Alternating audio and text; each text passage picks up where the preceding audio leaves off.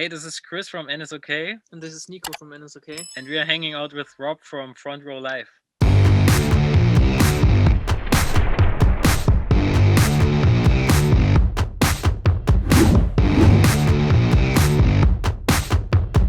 I'm a brand new fan. I just recently discovered you guys through Cocaine's Got Your Tongue music video, and I was like hooked on the band. Um, so congratulations with the new music, and it's awesome that I get to discover you during a new era of this band. So talk to me about this new era of And Is Okay. Yeah. We have a new album coming out in 4 days, and that's a pretty important album for us because it's the first one with our new screamer guy, who is called Rudi. And since he entered the band, we had, of course, some new input from him as well. But also, I mean, how many albums did we release already? It's the fifth. It's the fifth album now, and so we thought about experimenting a little more with our sound and trying out new stuff and mixing some genres, and that's where you discovered us. So actually, we are a band since I think 2007, and but the whole thing really started in 2012, 2014, or something, and so you've been late to the game. Late to the game, but I'm excited that I'm finally here.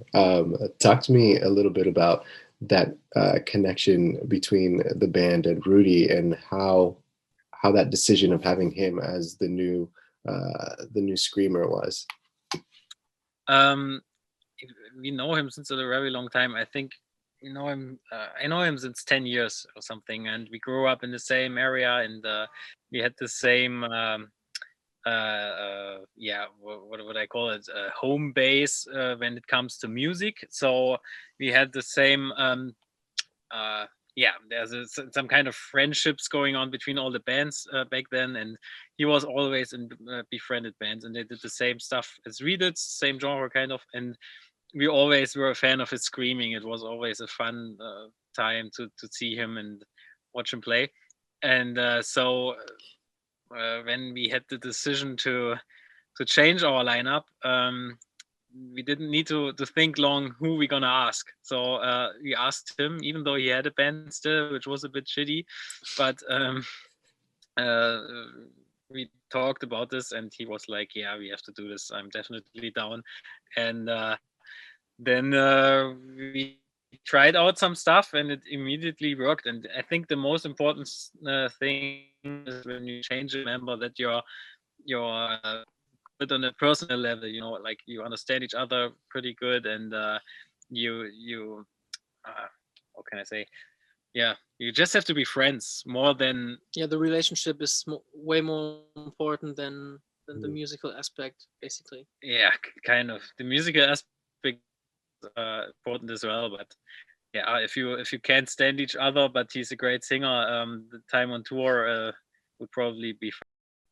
You guys got to bring him out on tour before, like, working on the record. So what was that dynamic of the live show with Rudi when you guys first got to do that for the first time? It was exciting, especially for him. When we entered the stage for the first time, you know, there's this intro running, and the band goes up on stage one after another. And I and Rudi, we were the last guys standing in the backstage. And he told me at the first show, "Man, this was such a bad idea," because he was so excited and hated everything about it. But then we just did it, and he did it really well. And we were afraid he's too nervous to really bring it, but he did. And also his what's I think really important, he is true to himself on the stage. Like, he doesn't act to be someone else, he isn't. And he's a really, I don't know the word, sympathisch, if it's the same in English, maybe like sympathetic. No, doesn't make sense. Sympathetic. Yeah, maybe when you know, you like a guy when you see him. You know, it's not like someone where you were like, oh, who's that guy? I don't like him. He's too he's loving himself too much or something. Yeah. That's the opposite. Like he's really someone you have to immediately love, and so that was really cool, and it was great to see all the fans who were really a bit unsure about him, how they changed their mind immediately after the show, which is a great thing. Yeah. So as we jump into the studio and talk about Aurora, the new album that by the time they're watching it, it's already out. What was that chemistry like in the studio with Rudi, and how different was it with the band as a whole? Not much of a difference, honestly. I mean, there were some personal things going on in the band with Dave, our old screamer. Of course, it's nothing you should talk about because we still are friends and we like each other. But it's it was a strange time, like the last few years, and so it's great to be to not have this on your shoulder anymore. Like it's kind of a relief and it's kind of a fresh start, and this was a really great feeling. And but I found funny.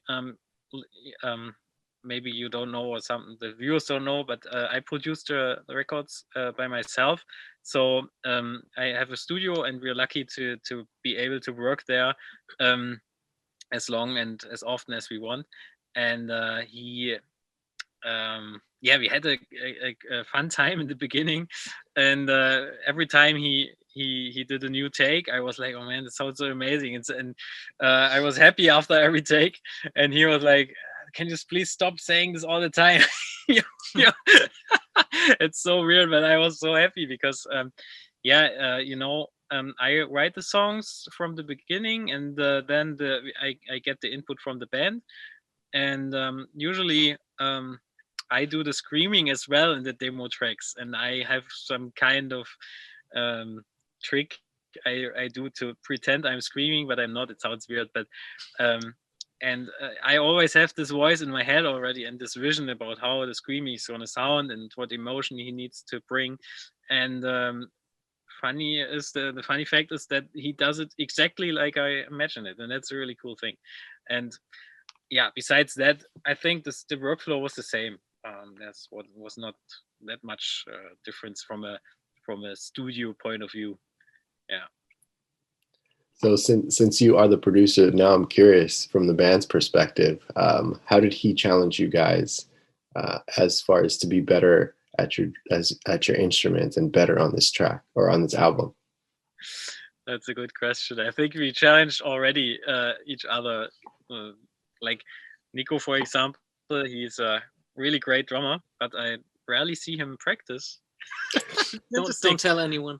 No, but especially right now, in these shitty times, we don't practice at all, and it's something I think many bands experience at the moment, that they are not keeping themselves motivated to practice and to play the songs and rehearse, because right now there's just no point about it. It takes time, and you feel like if we get into the playing the songs and playing them really good, then it would be just work for nothing because there's no show coming up.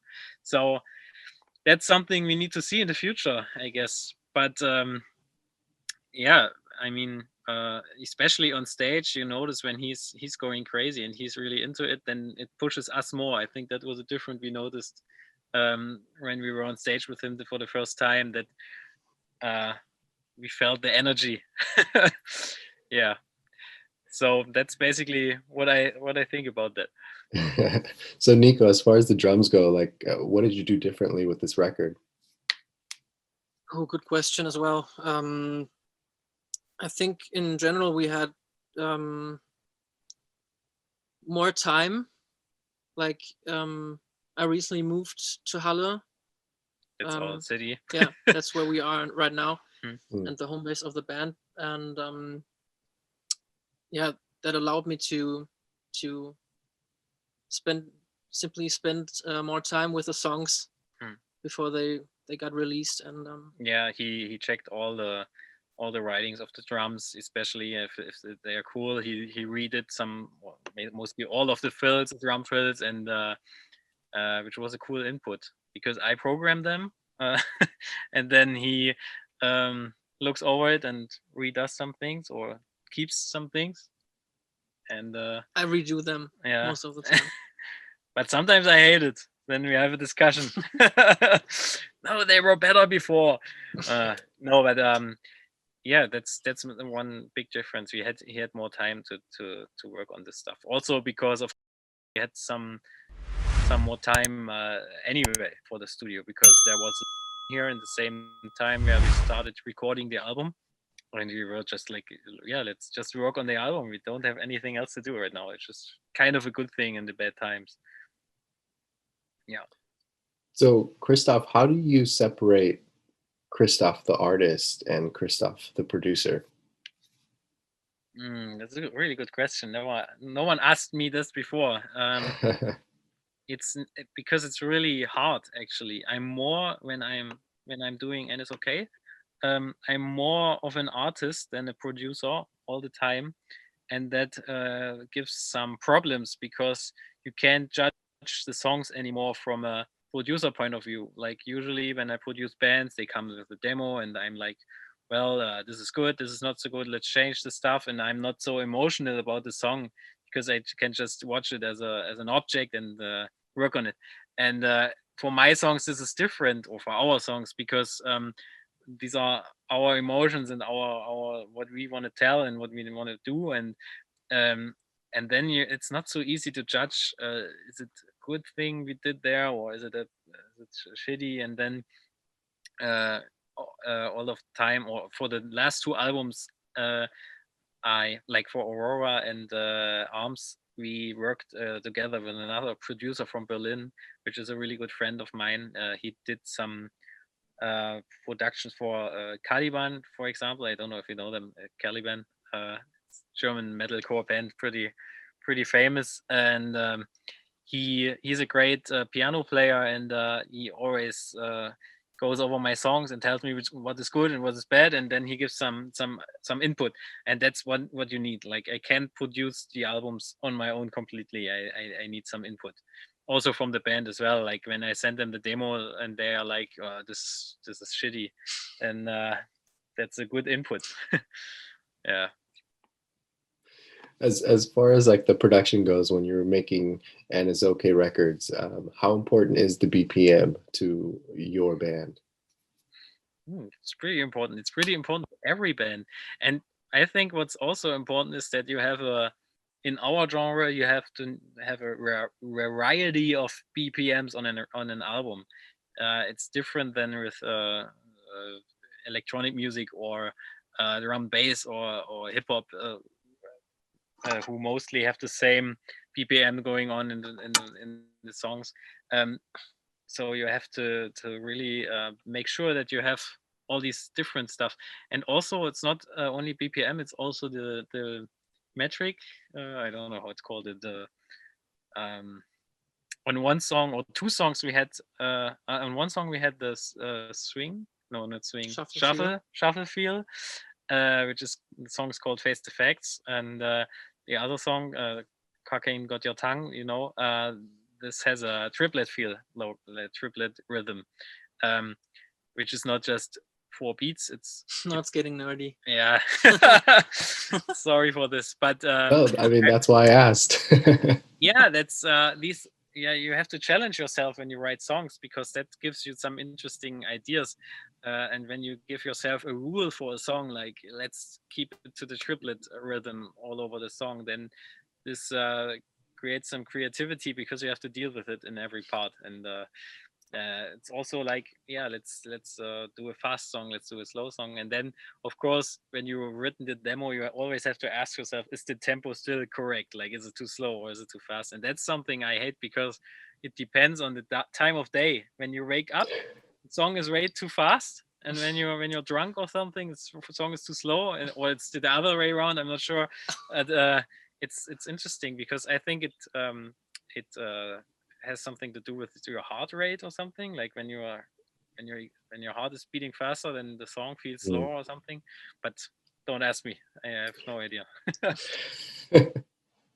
Yeah. Since this is going to be the 5th album, how do you guys keep your rhythms and your tempos and everything that you do fresh every single time? How do you not run out of content?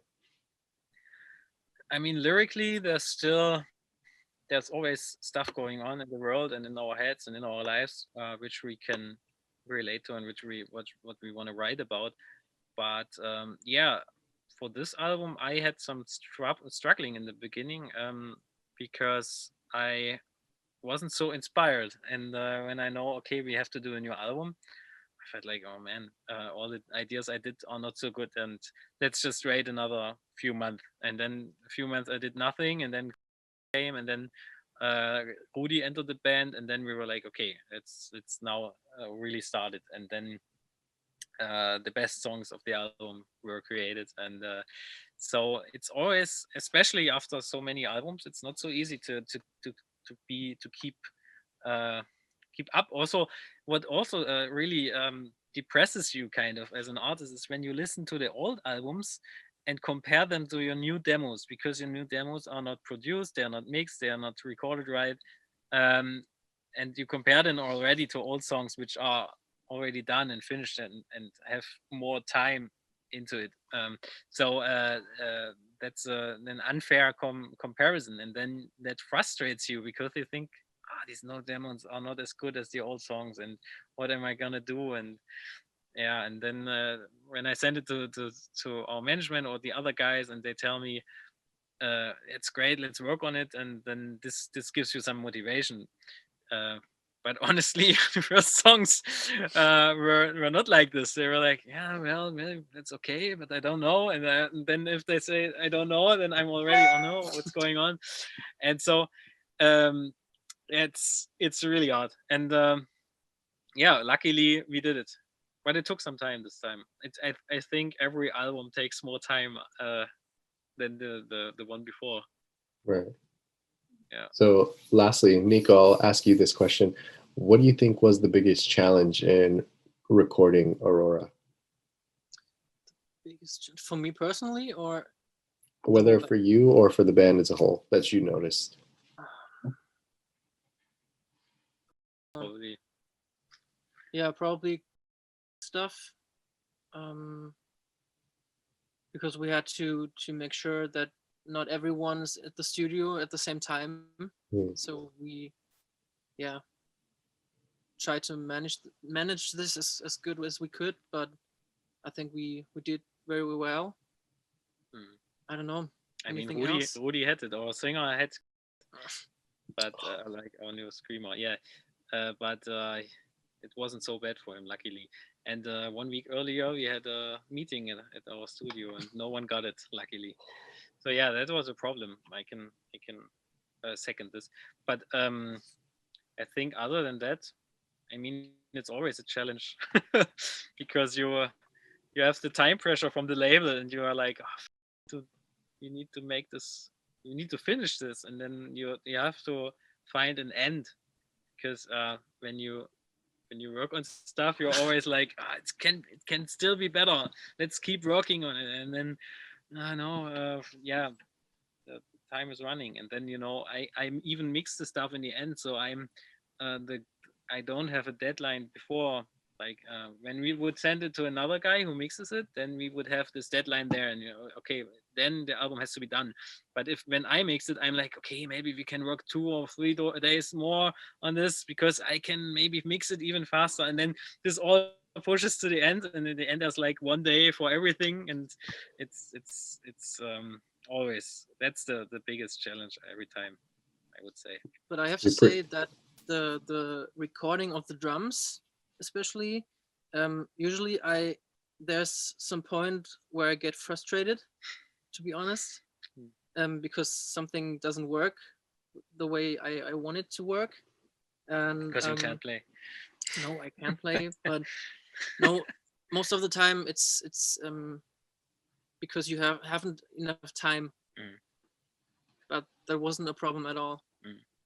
For you? No, because I think we had 6 weeks of drum recording. It sounds crazy, yes. Yeah, but we didn't record But, all the time. yeah, We had some gaps between. yeah, we had in some between. gaps in between, but it was a long time. But still, we had this one song we didn't manage to record at the end. We Yeah. had one, even like the album would have had 14 songs, but the 14th one wasn't finished, so we decided to take this to the next one. Yeah. That's awesome. Well, congratulations with Aurora, another masterpiece that you guys have created, and thank you for making me a new fan. Yeah, thank you Thank for you very being a much. fan. Great. Awesome. Yeah, it's Before you also guys, it's really cool that I mean, you live in LA, if I'm not yeah, wrong. And I mean, we played there 2018 and on our tour, and it was a really great experience for us because LA is like one of the greatest cities for us ever, and it's really cool that there were already some friends, and that we gain even more fans now, and that we can't wait to be back when this. I can't wait to see a live show from you guys. So Yeah. the feeling is mutual. Yeah, we will see. Hopefully.